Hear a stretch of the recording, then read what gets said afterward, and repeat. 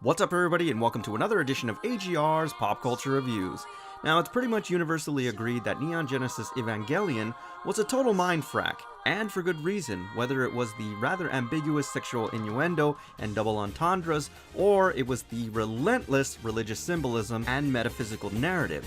To this day, nobody's still really sure what we can take literally or what was simply in Shinji's mind. And given Shinji Ikari's multiple mommy and daddy issues, it's a pretty messed up mind. That's a scary place to visit. It certainly broke with every single trope in the giant robot genre, but nevertheless, it was an incredible achievement in anime.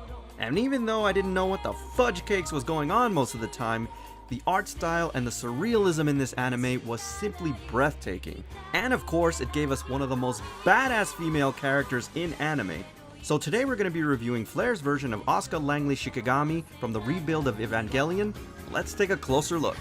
Now we all know who the real star of Neon Genesis Evangelion was. It was definitely Asuka Langely. Now the minute that I took this thing out of the box, it really blew me away because of how big it was. The head sculpt is absolutely beautiful. It's very Bishoujo-esque in style and a perfect recreation of what we see in the film.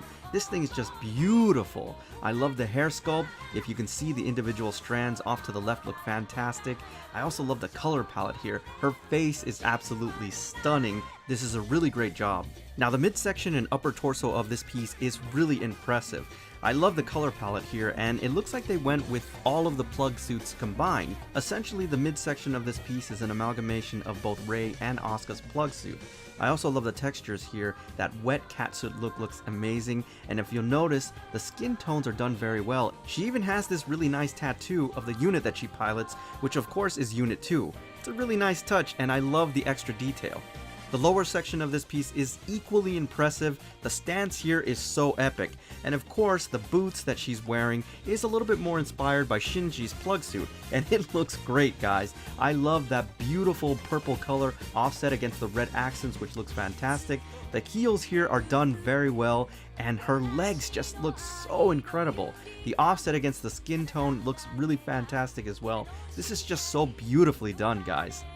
Now this piece does come with this awesome accessory. It is so big, it's almost twice the length of the actual statue. Of course we're talking about the Lance of Longinus, and if you think about it, it's pretty ominous at this point. But this thing is just so beautifully done. It's intricately detailed. I love the red color, it really stands out as a focal point. And as I mentioned before, it is super long, and of course you have that spiraling bud that looks really incredible, guys. They didn't skimp out on this, and at this price point they shouldn't, because this thing is just gorgeous. Now, without question, this is definitely a piece that you absolutely, under every circumstance, have to mirror, because the reverse side has so much detail.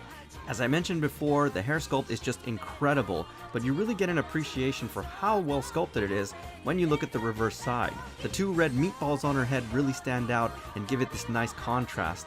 But of course, the best thing about this is definitely the fan service. I mean, this is just remarkable, guys, and if you don't mirror this thing, it is an absolute sin. You also get a greater appreciation of the diamondism in her stance, which looks really good, so definitely mirror this one. I think this is the second time on this show where I've actually taken the main piece off of the base so that you can get a greater appreciation for it, because it is stunningly beautiful. Now the white really makes it stand out from the piece because it is so colorful, but I wanted to take it off so that you can appreciate the lithograph or the kind of print that is on this base, which looks absolutely beautiful, guys, and it is a perfect recreation of what the statue is. Around the border it also reads the name of the character, which is Asuka Langely Shikinami. It's a really nice touch, guys. And finally, rounding out the last accessory is this really nice art print that comes along with the statue. It is an art print that perfectly recreates what the actual statue is, and it is a great display piece. It complements it very well. If you can put it inside of a sleeve or an acrylic base of some kind, this is going to look really awesome next to the actual statue. Now, I just gotta make it official for the archives, but this thing is an instant holy grail piece. Now, it is a mid-tier collectible, so it's a little bit higher end, but it is so worth the price, guys. This is stunningly beautiful, and you are gonna be amazed at how tall this thing stands, and that's one of the best aspects of it. Many of the statues that I own of Asuka are a little bit on the small side, but this is gonna be a premier collectible, and it's definitely gonna be a centerpiece. If you are a fan of Evangelion, specifically of Asuka, definitely gotta pick this one up. Now, before I go, I just want to thank F&B Collectibles Incorporated for sponsoring today's episode. I also want to thank the folks over at Big Bad Toy Store for sending this wonderful piece over for review, and if you're interested in this and other collectibles, please visit www.bigbadtoystore.com. Alright everybody, so that's my official review of Flair's version of Asuka Langely Shikinami from Rebuild of Evangelion. As always, I thank you for tuning in, and I'll see you on the next AGR's Pop Culture Reviews.